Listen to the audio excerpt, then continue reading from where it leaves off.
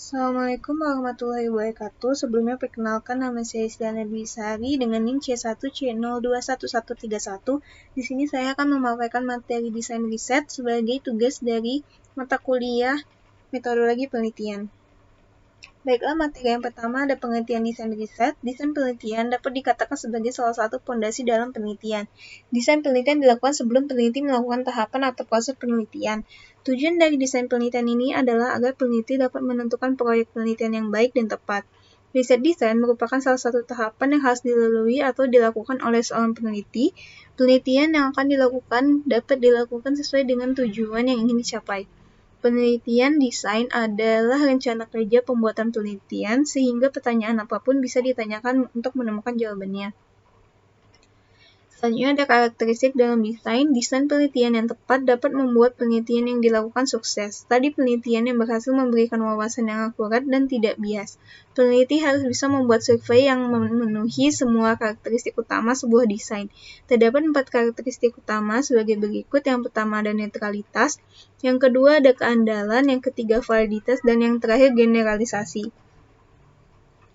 Selanjutnya ada fungsi desain riset. Desain sebaiknya ditentukan sejak awal agar bentuk penelitian yang akan dilakukan menjadi jelas. Desain penelitian merupakan pola atau bentuk penelitian yang diinginkan.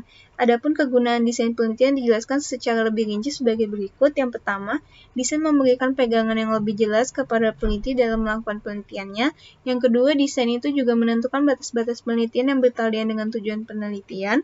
Yang ketiga, desain penelitian selalu memberi gambaran yang jelas tentang apa yang harus dilakukan, juga memberi gambaran tentang macam-macam kesulitan. Yang keempat, menguji hipotesis penelitian. Yang terakhir, mengontrol VS atau variabel sekunder. Jenis-jenis desain penelitian yang pertama ada penelitian deskriptif. Dalam desain deskriptif, seorang peneliti hanya tertarik untuk menggambarkan situasi atau kasus di bawah studi penelitian mereka. Ini adalah metode desain berbasis teori yang dibuat dengan mengumpulkan, menganalisis, dan menyajikan data yang dikumpulkan. Penelitian komparatif. Penelitian bersifat membandingkan, variabelnya masih sama dengan penelitian variabel mandiri, tetapi sampelnya harus lebih dari satu dalam waktu yang berbeda. Yang ketiga ada penelitian asosiatif. Penelitian ini bertujuan untuk mengetahui apakah terdapat hubungan antara dua variabel atau lebih di dalamnya. Penelitian asosiatif dapat dibangun dengan suatu teori yang nantinya berfungsi untuk menjelaskan, meramalkan, hingga mengontrol suatu gejala. Yang keempat ada penelitian retrospektif. Dalam desain penelitian ini akan cenderung mengamati atau menyelidiki suatu fenomena, masalah, atau isu yang terjadi pada masa lampau. Yang kelima, ada penelitian prospektif. Desain penelitian ini lebih condong pada penelitian atas kejadian suatu fenomena atau dampak akan fenomena pada masa yang akan datang.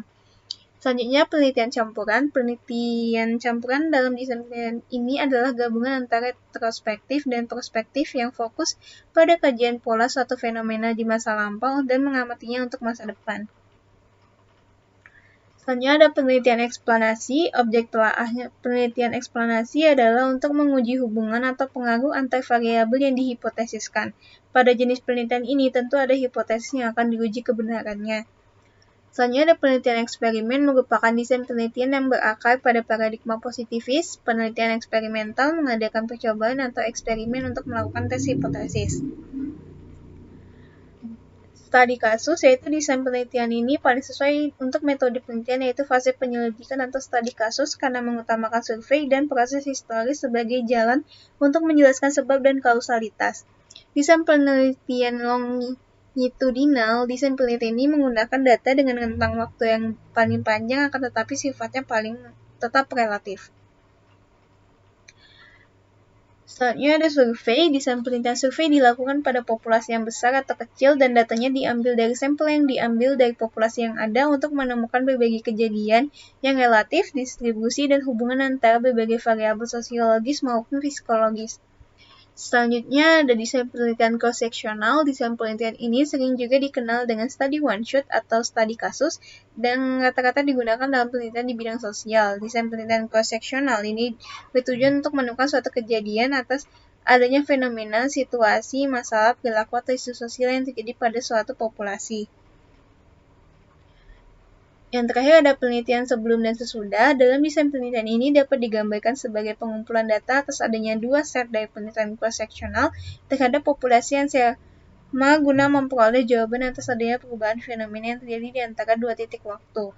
Perubahan ini diukur dengan membandingkan adanya perbedaan atas fenomena atau variabel yang terjadi sebelum dan sesudah perlakuan intervensi.